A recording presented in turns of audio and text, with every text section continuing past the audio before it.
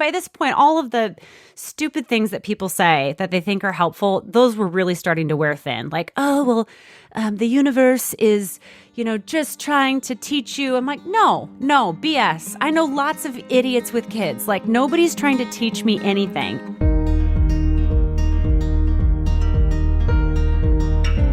Family building is supposed to be easy, and it can be a shock when it's not. The roller coaster ride of infertility can be a mix of emotions and conflicting advice along the way. As a reproductive endocrinologist and former fertility patient, I not only help patients build families every day, but I remember what the ride was like for me. Hang on tight as we learn together from experts and share stories from infertility warriors with compassion. I'm your host, Dr. Lora Shahine, and this is Baby or Bust.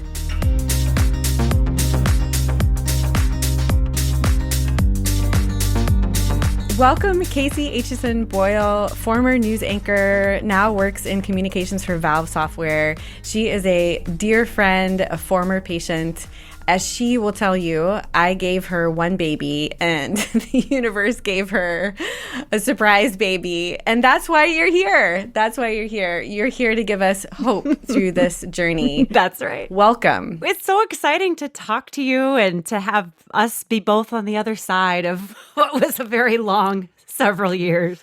One thing that's unique to your story, Kaci, is you had an incredible journey to your first baby, with multiple setbacks and multiple treatments. And then you had an incredible surprise for baby number 2. And I can't wait to hear your journey. But your story really provides hope for anybody out there. I think one of the most surprising things about my journey isn't that it took me 6 or 7 years of fertility treatments to get our now 3-year-old Scarlett. It's that 2.5 years later, I found myself miraculously pregnant at the age of 40 without any attempt whatsoever on my part.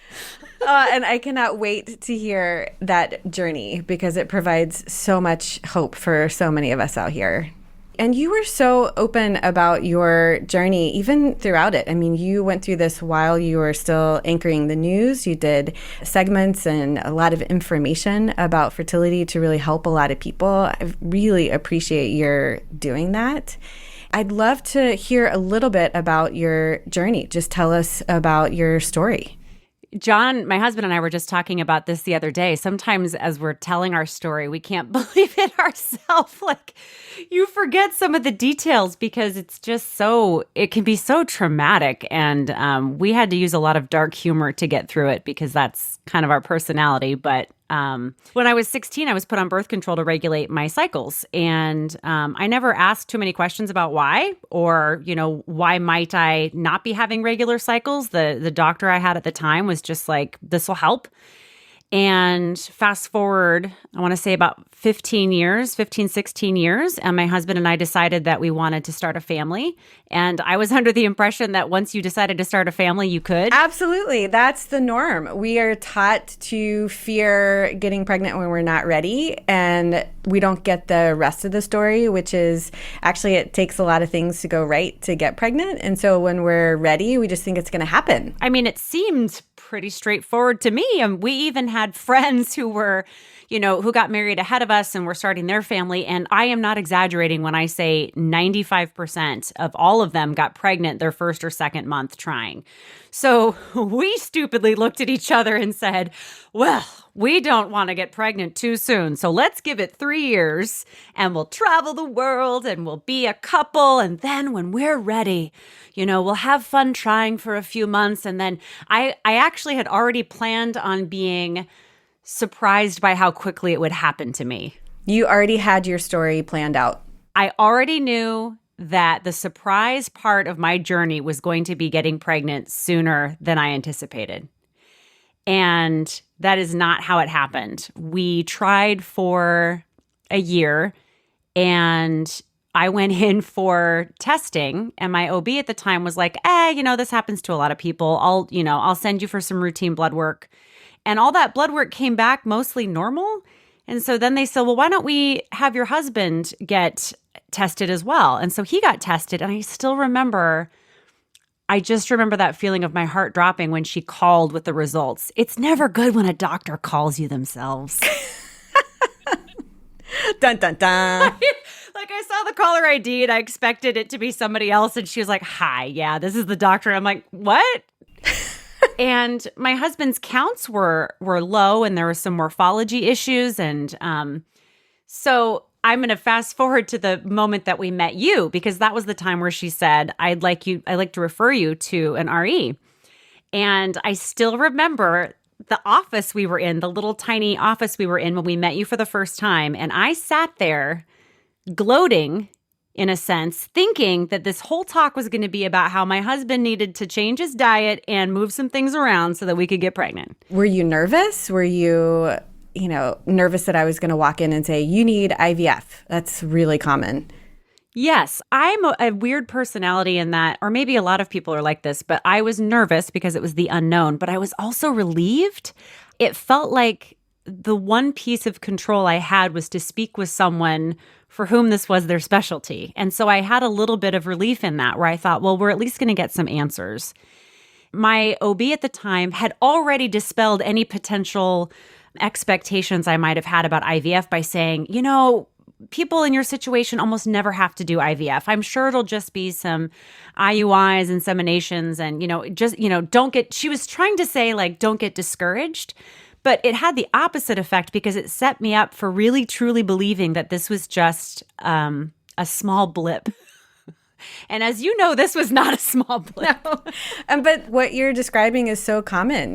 People assuming that their friend's fertility journey is going to be like theirs, or the doctor trying to be reassuring and sort of saying it's going to be simple. You want to believe that. And for the majority of people, it is true. I do want people to realize that not everybody has a prolonged fertility journey.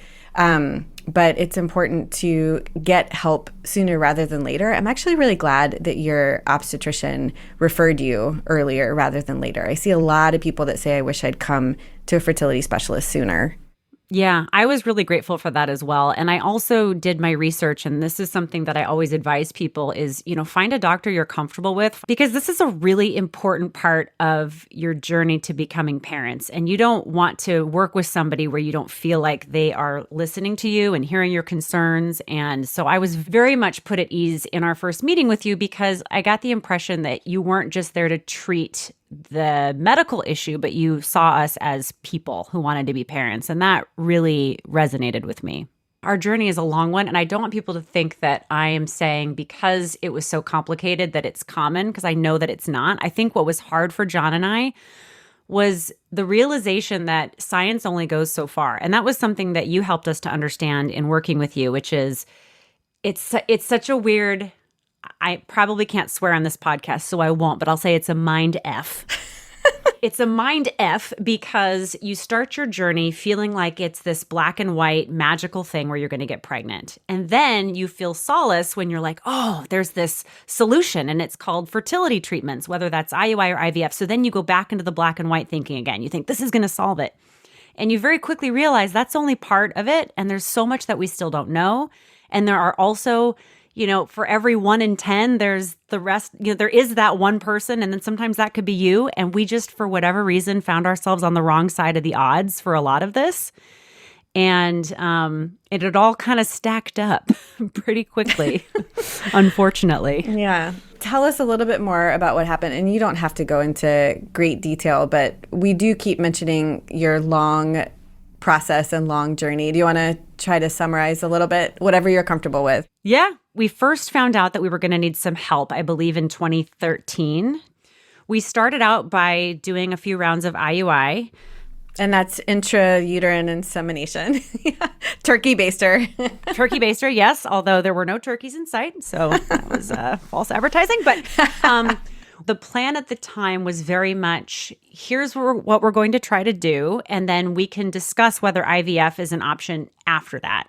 And we all decided early on that if it didn't work within the first 3 or 4 tries, that it was really a moot point. Like, let's not keep doing this and giving ourselves false hope when for whatever reason this isn't going to be helpful. We did not get pregnant with any of those inseminations. And so we started to discuss IVF. That was tough because I had very much stereotyped IVF as being something that people chose to do because they got too old to consider having kids. I am mortified to be admitting that to anybody, but I think it's really important to admit that that's how I felt, because it's amazing how quickly you come around to the other side when you humanize it and when you personalize it. All I knew is that we wanted to have a family. And the minute we knew that we couldn't do that unless we tried IVF, I thought, okay, let's do this. Just like we were talking about when I first came into your office, it was the same level of emotions where I was scared and I was fearful. But then once we started talking about the plan, the control freak in me really felt relieved. It was like, okay, these are the medications and these are the appointments and we're going to do this. And so we got set up to do our first round of IVF. And for me, the big focus was the shots. How the heck am I going to give myself shots in the stomach? And there is something, it's hilarious now looking back, but I just remember pinching my fat on my belly and holding a needle in my hand and thinking, like, come on, you can do it. But then fast forward a week and it was my new normal. And I had made it my new normal. And something that John and I did early on was we injected humor into it to remind ourselves of who we were, that we were more than just these people going through this. We were still a husband and wife who had a sense of humor. He bought me a stuffed uterus with eyes and a mouth and fallopian tubes, the whole shebang. And he surprised me with it on the first day we were supposed to start our shots. And he wrote a little sign that said, "Let's do this." And he put the sign next to the uterus that we named Judy. And we brought her with us to do our first progesterone shot. And we played LMFAO's song, Shots. You guys just cracked me up. Shots. So we played that. And I know that if anybody's listening to this, they're going like, okay, yeah, so you made it all fun and games. That's not the reality at all. We were terrified. We were very upset that we weren't able to get pregnant. And this was just an example of one of the bright spots we tried to give ourselves in the process. It did not fix the feelings of fear or anything like that, but it was a good distraction. And so we did 4 transfers. We did 1 round of IVF that resulted in many, many eggs and many, many embryos. And, we had done PGS testing. Am I saying that right? Yeah, it's pre-implantation genetic testing or screening, making sure that there's a correct balance of chromosomes. It's an embryo selection tool. So when you have so many embryos, it's a way to narrow down which ones have the highest chance of success. I thought I was winning. I was like, oh, man, I got all these eggs. I got all these embryos. Let's do this. We did 4 transfers and not a single one of them took. And when I say not a single one of them took, I mean, not even for a second. Like none of them held on for any length of time. And it was, when I say it was devastating, I mean, it was the very first time in my entire life that something I wanted so badly was not happening. And I could not see a way out of it. I had done everything right.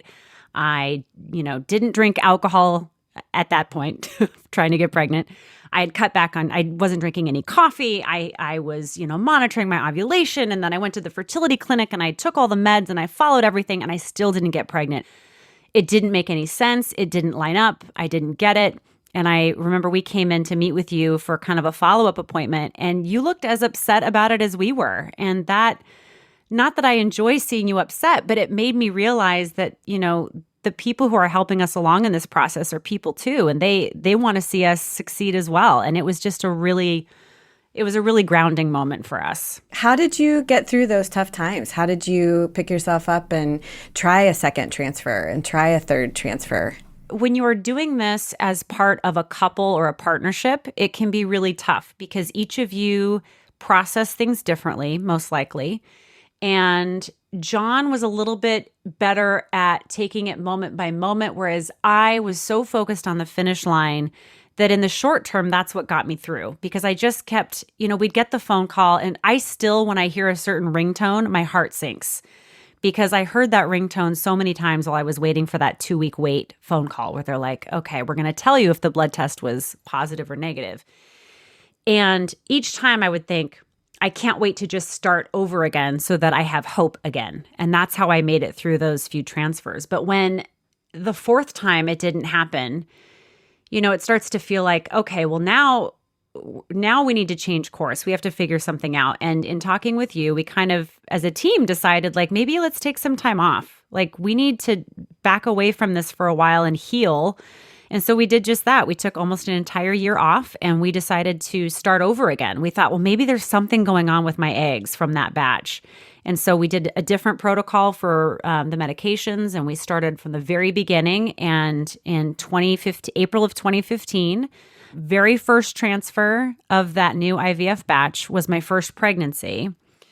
And that one was tough because it was the first time I'd ever been pregnant. My sister was pregnant at the same time. I was due on Valentine's Day and she was due in January. And at my 20-week appointment, we discovered that there were several severe anomalies with that baby. And so that pregnancy ended at 23, almost 24 weeks. It was and is the worst thing that has ever happened to me. My sister luckily went on to have a healthy baby, but that, of course, brought up all of its own issues and fear, and it was tough on both of us. And it was tough to watch her be so happy with something that I had wanted for so long. I really just wanted to hurry up and try again. We hurried up and tried again and did another transfer. I want to say that was 6 months later. So we waited 6 months, tried again, got pregnant with that transfer. The numbers went up and I was pregnant and the numbers were wonky. So then maybe I wasn't. And then they did an ultrasound and couldn't see much of anything. So I was scheduled for a D&C. And the morning of the D&C, they found a heartbeat. It was just a mind F all over again. And we made it to 14 weeks and I had a miscarriage. And by this point, all of the stupid things that people say that they think are helpful, those were really starting to wear thin. Like, oh, well, the universe is, just trying to teach you. I'm like, no, BS. I know lots of idiots with kids. Like, nobody's trying to teach me anything. And I don't want to hear that anymore. So we again took some time off and I went through a very deep depression that I really had to work hard to get out of with, acupuncture I started and meditation and all this other stuff that was really helpful. And we thought, okay, we're going to try one more time because we still had embryos left. And we had tested half of the embryos from the most recent retrieval. We had 2 tested embryos left. The day of the transfer, this was in February of 2017, we're about to get in the car to go to the clinic, and the nurse calls and says, hey, I just want to let you know the first embryo that we took out to thaw doesn't look good. And so we're not recommending that we transfer it. But we did start to thaw the last and final tested embryo, and it's looking good, so you can go ahead and come in. So I'm not kidding. John and I looked at each other and just went, all right, whatever. Whatever. We went into the clinic. Literally at the end of your rope, you're like... so over it. And I think what made me so angry, and I really, this is what is so hard, is that you do keep trying to find meaning. And so you keep saying, well, maybe it's because this was meant to be our baby or this was meant to be our baby. And so we show up to this clinic, which is your clinic, which is amazing. And everybody knows us as family now. So they see us and they're being super kind and genuine. And they show the embryo up on the screen and they're like, look at it. Isn't it beautiful? And I just went, yeah, whatever. Just put it in. We all know this isn't going to work. Just throw it in. Let's see what happens. And wouldn't you know it, that ended up being my now 3-year-old Scarlett Ann. But then the other thing a lot of people don't talk about is what that journey does to you as a parent. If you're lucky enough to be a parent, you now have a very keen understanding of the fact that life is precious. We're all lucky to even be here at all. And we aren't as in control of everything as we thought. I had postpartum depression with Scarlett, and a lot of it was because I could not bring myself to connect with her as a baby. I thought, how could this be my baby? Somebody's going to show up and take her away at any moment. And so it took a while to connect with her. After everything that happened to you, miraculously, you have another baby without me. Correct. How much of a surprise was that? I cannot overstate how much of a surprise it was. Scarlett had just turned 2, and John and I, my husband and I, were really at odds over whether or not we were up for coming back and doing another transfer, because I always wanted 2 children. John was an only child. He liked the idea of having 2 kids, but quite frankly, wasn't sure he could go through IVF again. Like for him, that was kind of the line in the sand. And so we were really going back and forth talking about it. And we were actively preventing pregnancy, if you can believe that, up to a certain point. And then at one point I said, you know what, like, I get it if you don't want to go back in and do IVF, but can we just like stop actively preventing, you know? And he goes, no, I don't think I'm comfortable with that. And then one day he like valiantly said, you know, maybe we should just see what happens and leave it up to chance. And I got mad at him. I'm like, you know damn well there's no way we can get pregnant without the help of science. So I said, whatever.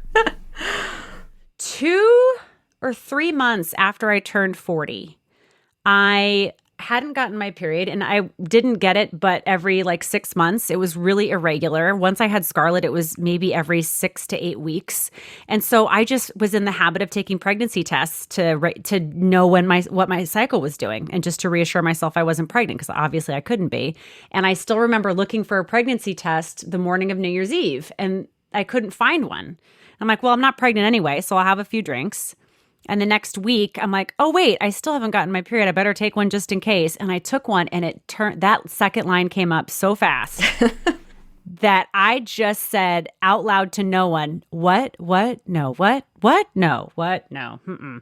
And I was pregnant at 40. In September, we welcomed our baby girl, Quinn, who is now 6 months old. Oh, I'm so happy for you guys. Truly. Thank you. Truly. And I think your story brings such hope, because on the one hand, yes, you had to struggle, and everything that you went through to have Scarlett is just absolutely incredible. But you are an excellent example of anything can happen. I think often of my grandmother, who was trying to conceive for years in the 19-teens and 20s in rural Kentucky. Oh my gosh. And she did everything. She went to every doctor she could. She went to witch doctors, midwives, anything. And years and years and years, and just gave up. And finally at 37 got pregnant with my dad. Wow. When her friends were having grandchildren, because that is what was going on at the time. And every time she heard of a new fertility treatment in the news when I was growing up, she would say, oh my gosh, if that was around, I would have done that. You know, IUI, IVF. And so I kind of always heard those things. You can take that story a couple of different ways. Number one, if she had had access to IVF, she would have done it to start her family sooner. But also, without that high-tech intervention, she still had her family. And so I just always never want people to feel, or my patients to feel, like IVF is the only answer, or it is, you know, someone's only option. As long as the certain things are there, eggs, sperm, you know, a possibility, there's always a chance. And you're such a good example of that.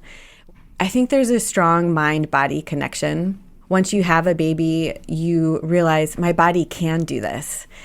I struggled to have both of my kids, and with my first, there was that underlying fear, I'm never going to be a mom, like deep-seated fear. Yes. And then when I had one baby, I was like, okay, I am a mom. I still don't feel fulfilled. No one's going to tell you when your family is complete, but it wasn't that same dread. Yes. It's different. You're right. It's such a deep-seated fear, especially if you spend your life assuming that you'll be a parent, and then it becomes a very real possibility that maybe not.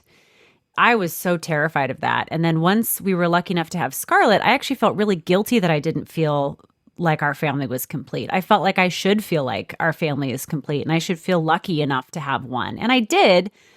But just like you said, I totally relate to that. I felt the same way. I felt like, no, I just feel like we're meant to have one more. So some people will actually shame you for wanting to add to your family and make you feel guilty for saying that you want more kids. And I don't think they're trying to be hurtful, but they'll say, oh, you should just be happy. You know, you are a mom, you have one child.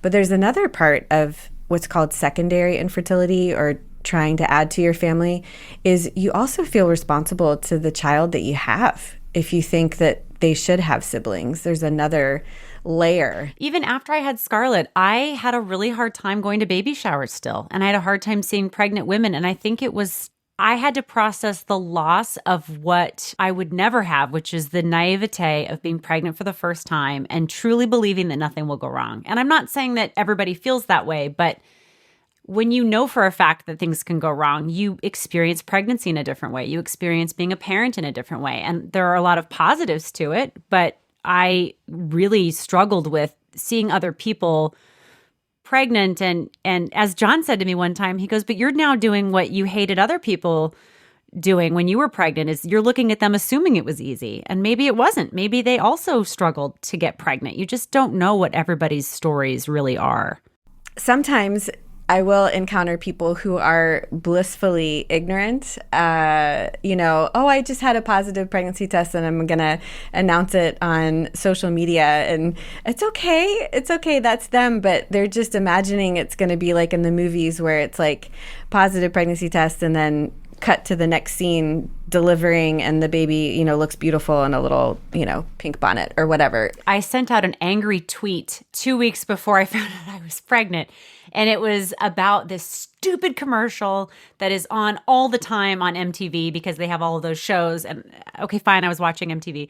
And the commercial was this loving couple sitting on the bathroom floor checking a pregnancy test. And it says pregnant. And I just watched that. And they were so happy. They were crying tears of joy. And I think I yelled something at the TV like, you have no idea what you're in store for, And I tweeted something about it. Then 2 weeks later, I was pregnant. And I thought, okay, maybe I shouldn't be throwing stones. We all need to be happier for each other. Like, it's just really, infertility is such an isolating experience that there can be anger at people who don't go through it. And I don't wish it on anyone. So it sounds counterintuitive, but those two feelings existed to me.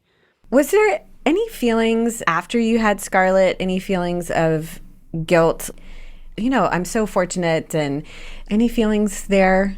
Yes, absolutely.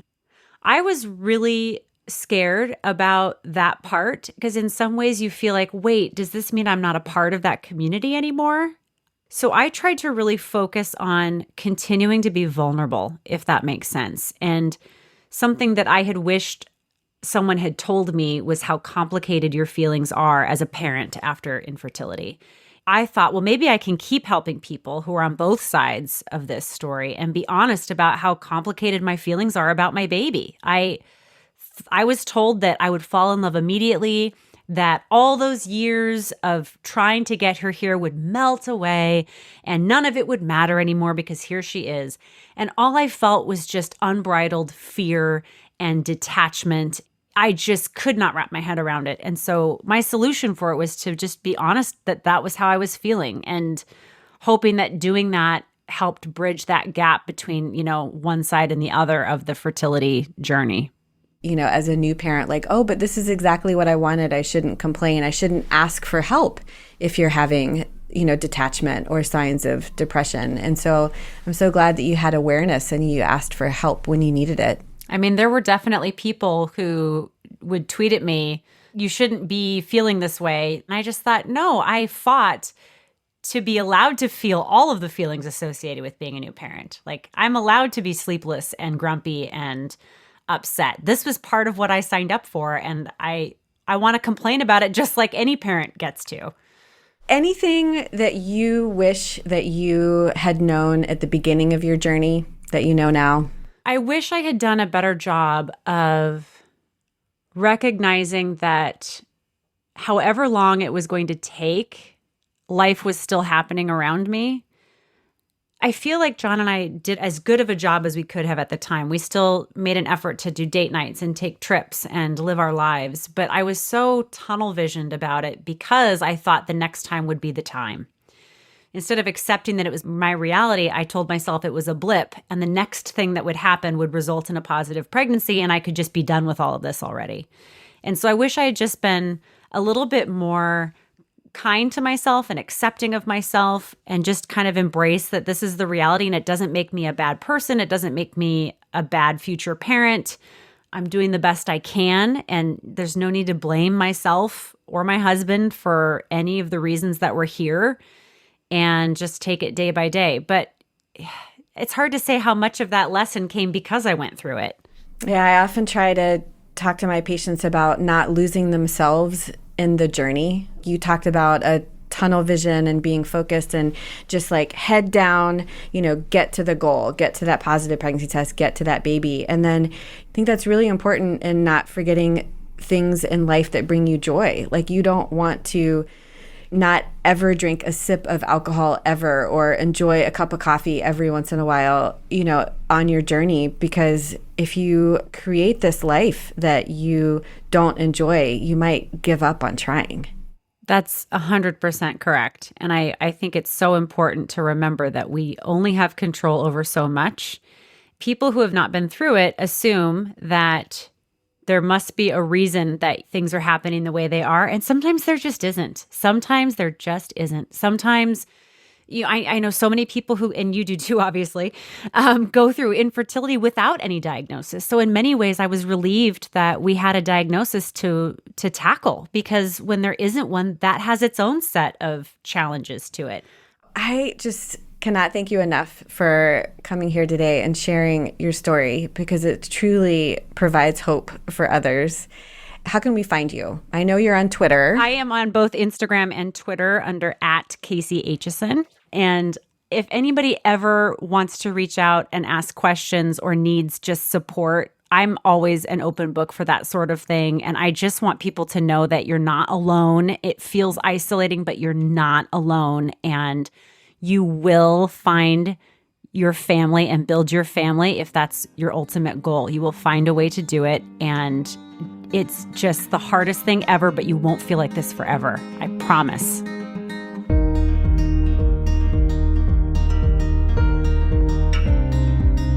Thank you so much for being here today and listening to my former patient and dear friend, Kaci Aitchison Boyle, share her journey to parenthood. It's a unique journey. It's a long journey. It's full of expectations that were shattered. It's a story of hope. It's a story of expectations, success and failure, and an incredible journey building a family. I loved hearing Kaci's coping mechanisms, her humor. I learned a lot from her story, and I hope you did too. I'm your host, Dr. Lora Shahine, and this is Baby or Bust. If you like this episode, let us know. Give us a 5-star review and follow the show wherever you listen to podcasts. Baby or Bust is produced by Mark Ramsey, Jamie Solis, and Greg Moga. Executive produced by Paul Anderson, Nick Pinella, and Andrew Greenwood for Workhouse Media. Baby or Bust is a Mark Ramsey media production.